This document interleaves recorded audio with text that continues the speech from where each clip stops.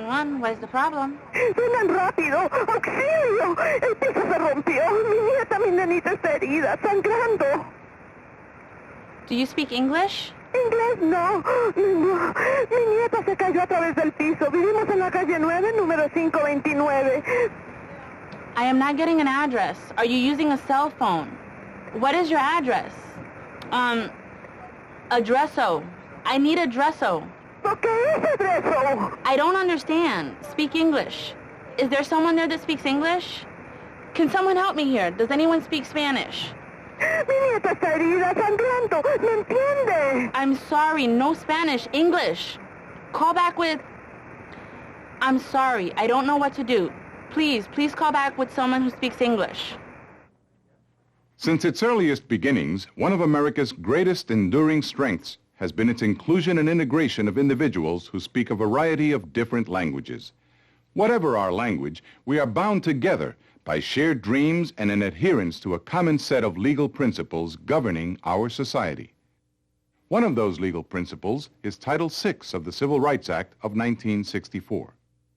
No person in the United States shall, on the ground of race, color, or national origin, be excluded from participation in, be denied the benefits of, or be subjected to discrimination under any program or activity receiving federal financial assistance. Let's focus on one part of Title VI, the prohibition against discrimination on the basis of national origin. What is national origin? It is different from citizenship, or even where one was born. Simply put, national origin refers to ancestry, and national origin discrimination encompasses all actions that treat a person or group of people differently or more harshly because of that ancestry. One characteristic often associated with ancestry is language. Discrimination based on an individual's inability to speak, read, write, or understand English may be a type of national origin discrimination. If individuals have a limited ability to speak, read, write, or understand English, they are limited English proficient, or LEP. All state and local governments and all other entities that receive financial assistance from the federal government are called recipients. Recipients include entities such as hospitals, police departments, housing authorities, unemployment centers, and state agencies such as food stamp offices, welfare and social service agencies, and many others. Recipients must provide LEP individuals meaningful access to important benefits, information, services, encounters, and rights that are available to individuals who speak English. Title VI has been part of our nation's civil rights laws since 1964. Presidential Executive Order 13166 directed federal agencies to provide their recipients with guidance on how to comply with Title VI by taking reasonable steps to provide meaningful access to LEP persons. The order also told federal agencies themselves to provide meaningful access to LEP persons. So what does it mean to provide meaningful access? Although there are many factors that can be used, the federal guidance focuses on the following 4 factors to consider when determining how to provide meaningful access. First, the number or proportion of LEP persons in the community. The more people who speak a particular language and are eligible to be served or likely to be encountered, the more services in that language are needed. Second, the frequency of contact the recipient has or should have with LEP persons. The more frequent the contact, the greater the need for interpreters, translators, or other language assistance tools. Third, the nature and importance of the benefit, service, communication, or information to the LEP person. The more important, the more likely high-quality and timely language services are needed. Another way to think of this is to determine the consequences to an LEP person if communication is not effective. Fourth, the resources available along with the costs of providing language assistance. Smaller programs with more limited budgets generally are not expected to provide the same level and expense of language services as larger programs with larger budgets. Balancing these factors will help to determine the level of language services necessary to provide meaningful access.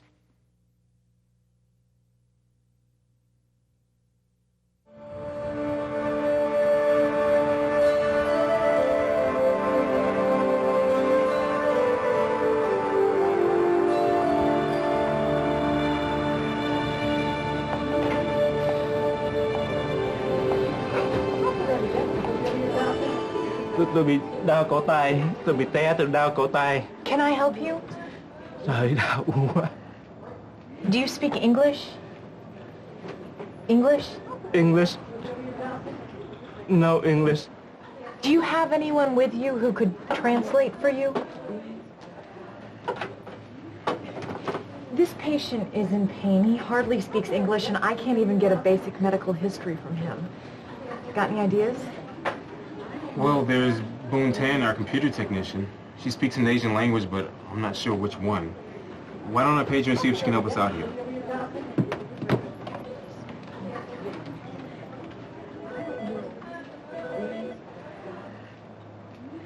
Hello, Boon Tan. We need your help. We have a patient here who speaks an Asian language, but we're not sure which one. What language do you speak?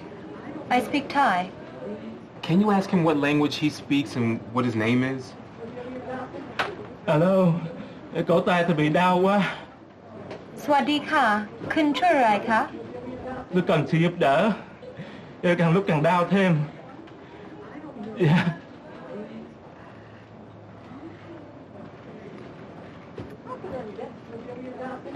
I'm sorry, he doesn't speak Thai. I think he's speaking Vietnamese. Oh, okay. Thanks anyway, Boon Tan. Isn't Ms. Lay Vietnamese? Yes, but she left for the day. Sir, will you please sign these forms?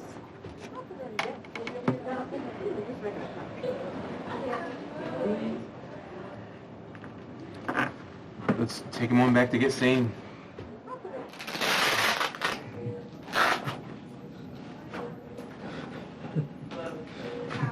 Dr. Lepesh, this man doesn't speak much English. We have no medical history, just a signed consent for treatment.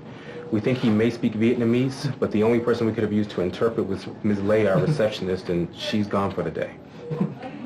Đau. Trời đau. Don't worry, sir. We'll take good care of you. We'll get an x-ray to start. An x-ray. Do you have any history of serious diseases or allergies to medication? Do you have any history of serious diseases or allergies to medication? Okay, we'll give you some medication to help with the pain.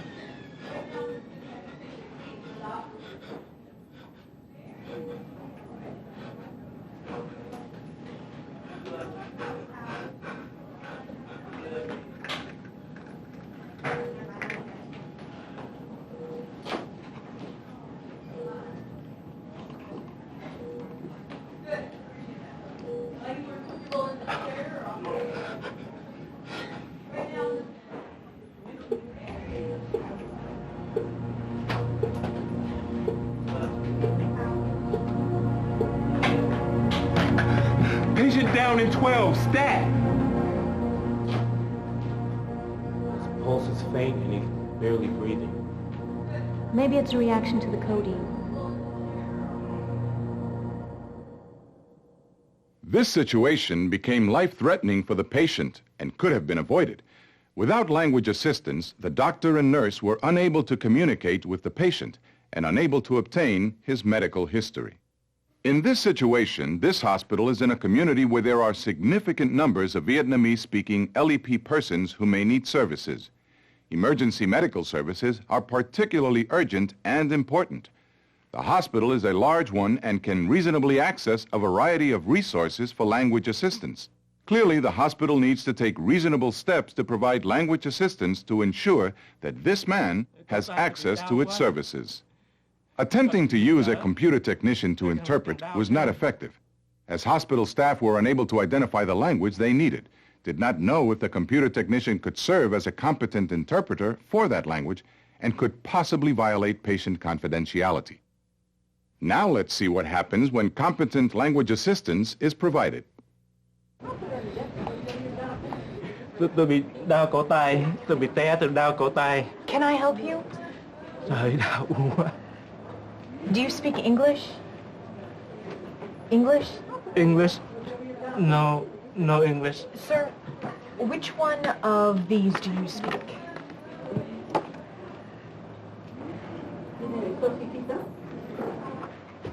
Hi,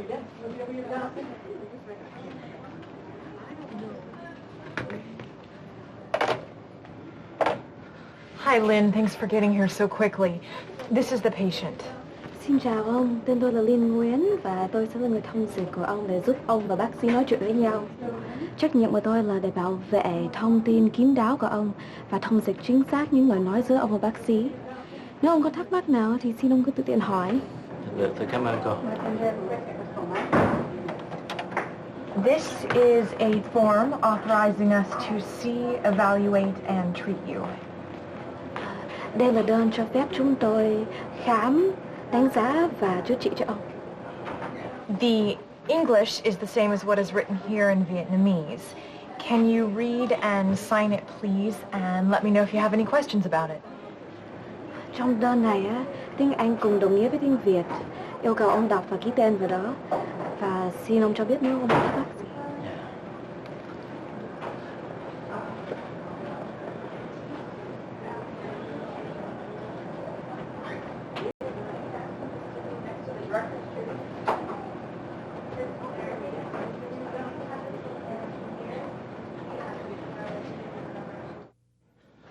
My name is Malik Morgan, and I'm a nurse. What is your name? Tên tôi là Malik Morgan và tôi là y tá. Tên ông là gì? Tôi tên là Thanh Phạm. My name is Tang Pham. Nice to meet you, Mr. Pham. Hân hạnh được biết ông Phạm. Now, what brings you here today? Bây giờ ông đến đây có việc gì? Tôi bị té trên 4 bậc thang ở phía ngoài nhà của tôi. I fell down the last 4 stairs outside of my home. Tôi nghĩ là tôi bị gãy cổ tay. Nó bị sưng lên liền. Tôi không thể cử động mấy ngón tay tôi được nữa. Đau quá không chịu nổi. I think I broke my wrist. It got swollen immediately and now I can hardly feel my fingers. They feel numb. The pain is unbearable. Dr. Lepesh, the patient's name is Tan Pham. He fell down some stairs and think he broke his wrist. He speaks Vietnamese and doesn't speak English, so we called Ms. Nguyen, one of the Vietnamese staff interpreters, to help. Hi, I'm Dr. Lepesh. When you fell, did you hit your head, lose consciousness, or do you hurt anywhere else? Chào ông, tôi là bác sĩ Lepesh. Khi té, ông có bị đụng đầu ngất xỉu hay bị thương chỗ nào khác không? Thưa không, cổ tay tôi bị gãy, mấy ngón tay tôi bị tê hết, tôi không cử động được. Nếu không thì sẽ bị đau thêm. No, my wrist just hurts so much and I cannot move it or it hurts worse. Okay. Do you have any history of medical problems, or do you take any other medications regularly for any other condition? Ông có tiền sử y tế gì không? Ông có uống thuốc thường xuyên cho bệnh nào khác không? Không, tôi không nghĩ rằng tôi có bệnh ngặt nghèo nào. I don't have any serious diseases that I know of. Do you take any medication for the pain? Vậy tốt, ông có uống thuốc gì để trị đau chưa? Thưa không, tôi không uống thuốc gì hết, tôi đi thẳng tới đây liền. No, I haven't taken anything. I came here right away. Are you allergic to any medication? Ông có bị dị ứng với thuốc nào không? Dạ có, tôi bị gãy chân mấy năm trước đây, có cho tôi uống thuốc codeine, and tôi bị phản ứng với thuốc này. Tôi và được dặn không bao giờ nên uống thuốc này được nữa. Yes, I broke my leg a few years ago and was given codeine. I had a bad reaction, was told never to take it again. We're going to get an x-ray of your wrist. Chúng tôi sẽ chụp quang tuyến cổ tay X ông. Dạ, cảm ơn bác sĩ. Yes, thank you, doctor. The patient is allergic to codeine, so please give him Toradol instead.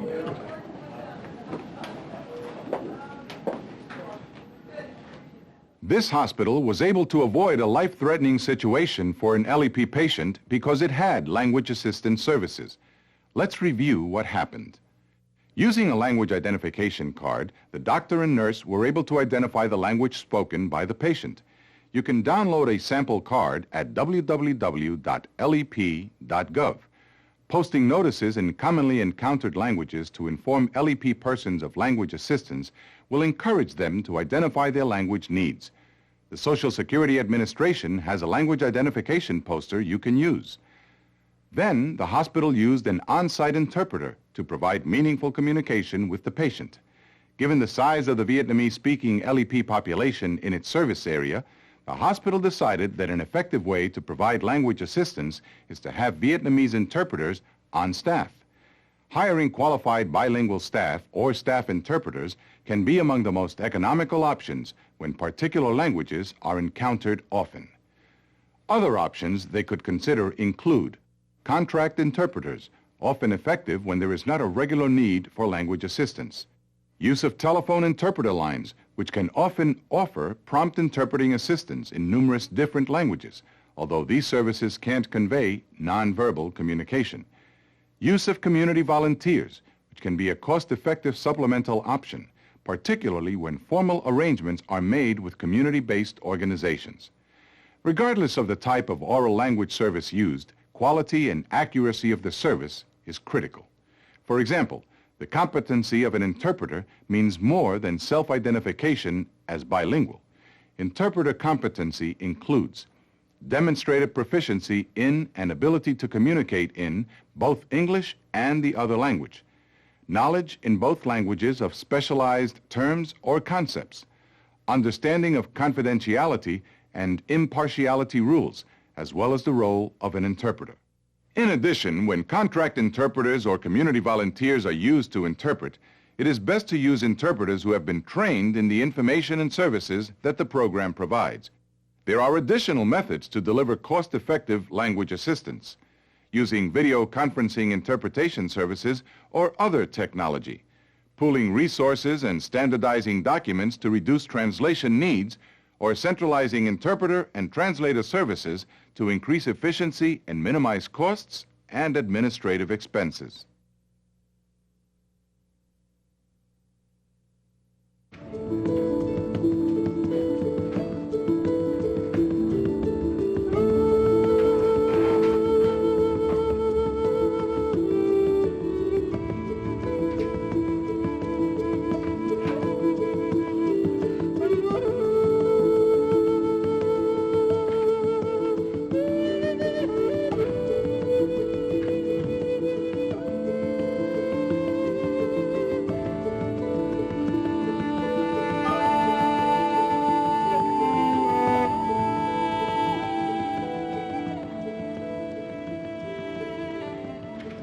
Hi, may I help you?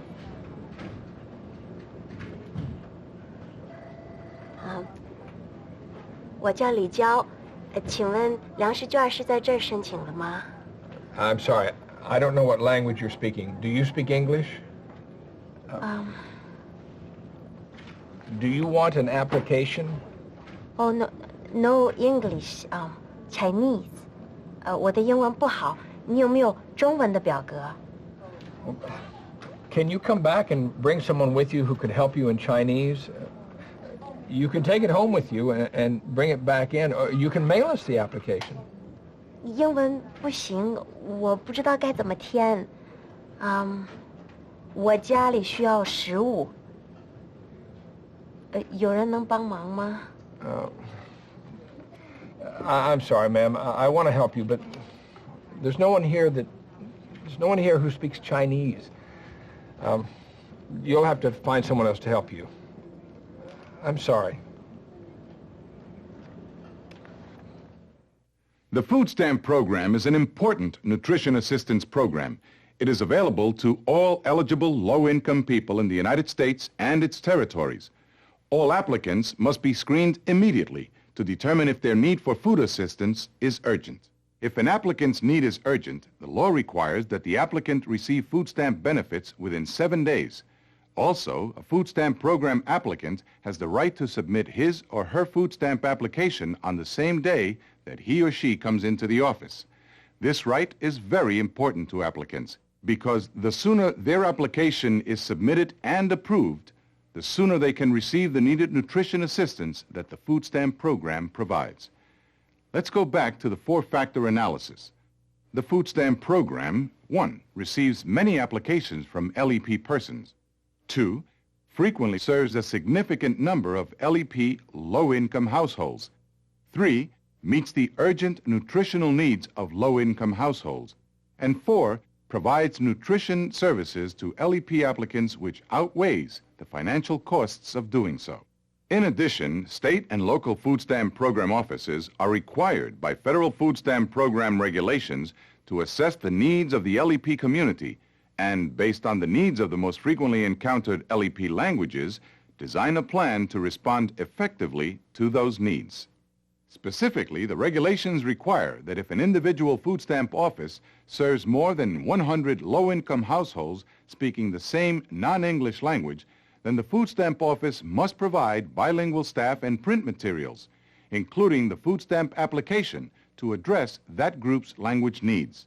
Because the receptionist could not communicate with the LEP woman, she was then forced to find her own translator and interpreter, and was not provided meaningful access to the food stamp program.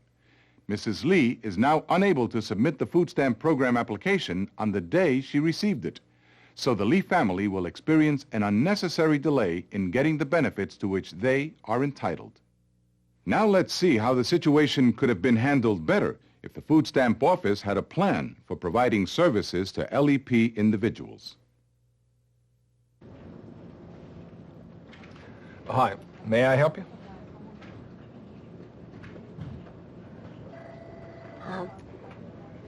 我叫李娇，请问粮食券是在这儿申请的吗？ I'm sorry, I don't speak Chinese. You'll have to go and see Brenda. She's our Chinese-speaking caseworker. 谢谢。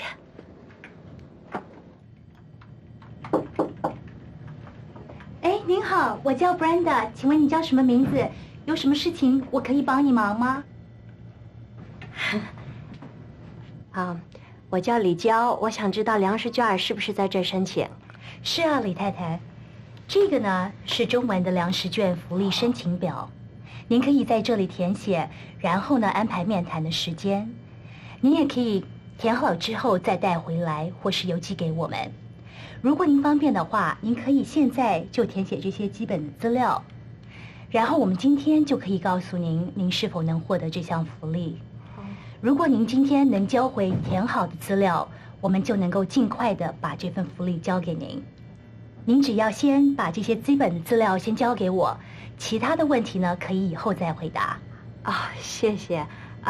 我会收到中文的资料吗？我看不太懂英文。您会的，从这个办公室寄出来的资料都会是中文。等你面谈的时候呢，我会详细的把整个过程跟您解释。太谢谢你了。This is a proper way to assist LEP food stamp applicants. The staff at the food stamp office knew it had served a large Chinese population. With this information, the food stamp office provided language assistance measures to serve that population. This information allowed the staff to identify Mrs. Lee's language and to direct her to a caseworker fluent in Chinese. The caseworker provided the food stamp application and important information about the food stamp program and LEP services to Mrs. Lee in Chinese. To further accommodate the needs of their LEP clients, offices have also used telephonic language interpretation or agreements with community-based organizations that have bilingual staff.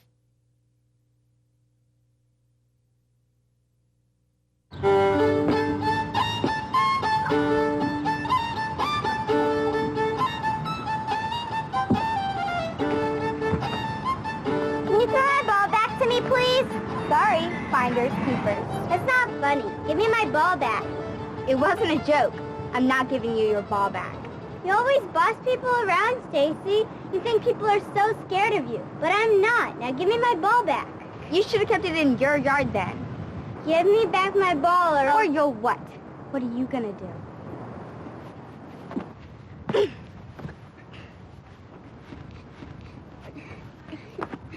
Get off of me. No, stop. Who do you think you are? What gives you the right to push my daughter? How would you like it if I pushed your daughter? I am helping. These girls, I do not know. Natalia, say what has happened. She came into our yard and she pushed me. I told her to leave me alone and to keep her ball away from me. But she pushed me anyway. Я мячика, он на двор укатился. Я говорю, отдай, она не отдает. Я пошла за ним сама, она меня толкнула. Я ее тоже толкнула. You had better better speak English. Your daughter owes my daughter an apology. Natalia, apologize to Stacy right now. Не кричите, пожалуйста, на мою дочь. Do not talk to Natalia. Do not talk to Natalia. Вы всегда кричите на нашу семью. Вы ничего сделали плохого. Lady, А вы всегда... I don't understand what you're saying. Speak English. I know you can speak it. Natalia, tell her to speak English. Stop yelling at my mother. Leave her alone. Your mother is clearly out of Received a control. call from a neighbor that there's possible assault here. Officers. What seems to be going on? Officers, I am so glad that you are here. This woman is deranged. She tried to assault me and my daughter. Ma'am, this is true? I want you to женщина arrest и ее him. дочь, они пришли в наш участок, и они стали наговаривать на Wait, мою ma'am, дочь. wait. Calm down. А мы ничего такого не I can't сделали. understand you. Please speak English. I'll tell you what happened. This woman and her family, they have been nothing but trouble since they Ma'am. moved into this neighborhood. Please, just tell me what happened today. Well, I came out into the yard and I see her pushing around my daughter. No one touches my daughter but me. I want you to arrest her right now. Is this true? Did you push this woman's little girl? Что за чушь? Я ничего не понимаю. I am sorry. No. Oh, no. Please. Please. Ma'am, did you push her? Did you push this little girl? I told you what happened. Please. No police. No police. Didn't you hear me? I told you what happened. She pushed around my daughter and then she tried to do the same to me. Ma'am, please, calm down. Ma'am, do you speak any English? She speaks English. Oh, believe me, she speaks English. She speaks English real good. That is just an act. She doesn't know much English. Oh. Ask your mother to tell us what happened. And tell your mother that assault is a very serious matter. And that if she did it, we can arrest her and put her in jail. Полицейский говорит, что он тебя арестует и в тюрьму посадит. No. Вы не можете забрать меня от моего ребенка. Вы не можете меня увезти от нее. My mother said she's sorry. Please don't take her away. Yep, ma'am, where do you think you're going? You need to come back with me to the car so we can sort this whole thing out. No. Please. Please, no. No. The police could have handled this situation better. Generally, the use of children to interpret for the officer or the mother is inappropriate. Recipients, such as the police, may not plan to rely on children, friends, family members, or other informal interpreters to provide meaningful access. Relying on these types of informal interpreters raises many concerns. First, there is no way to know whether they are fluent in both languages or if they know the terms used by the particular recipient in both languages. This can cause confusion and serious consequences. Second, they are not trained to interpret, which is a special skill requiring accuracy and completeness. Third, there may be confidentiality issues and concerns. For instance, the LEP person may not be comfortable sharing personal, medical, legal, economic, or other information with a friend or family member. Conflicts of interest can also occur. For example, when a police officer uses a witness or other person involved in a situation as an interpreter. Further, asking the LEP person to provide his or her own interpreter places an added burden on that person. All of these issues are of even greater concern when children are involved. For all of these reasons and more, it's important for recipients to plan ahead and find appropriate ways to communicate with LEP persons. However, in unforeseen emergency situations where no better alternative is available, the temporary use of children or other family members as interpreters may be necessary. Ask your mother to tell us what happened. And tell your mother that assault is a serious offense. And that if she did it, we can arrest her and put her in jail. Wait. We can't ask her to do that. She's just a child. She's too emotionally involved, and she probably isn't even capable of telling her mother what you asked. Yeah, you're right. I forgot. Got any better ideas? Yeah, Ivanov speaks fluent Russian. He's on a beat near here, but I'm not sure if he's working today. See if the station can radio him here. Okay. And if he's not available, I'll ask the station to patch us into the telephonic interpretation system. Wait a minute. What's going on? Aren't you going to arrest her? Ma'am, stay calm. We're handling the situation. As soon as we get someone to interpret in Russian, we'll sort this situation out. Ma'am, I'm going to show you something.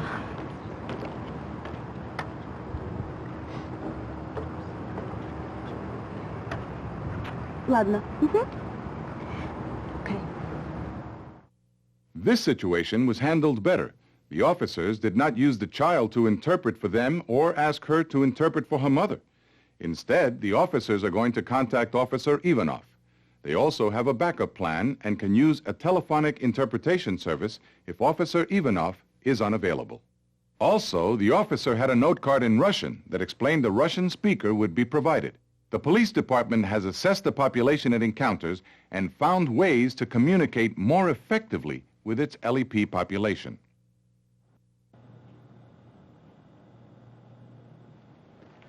Williams, did you get the information we need? Yeah, we got the numbers on the LEP population in our jurisdiction.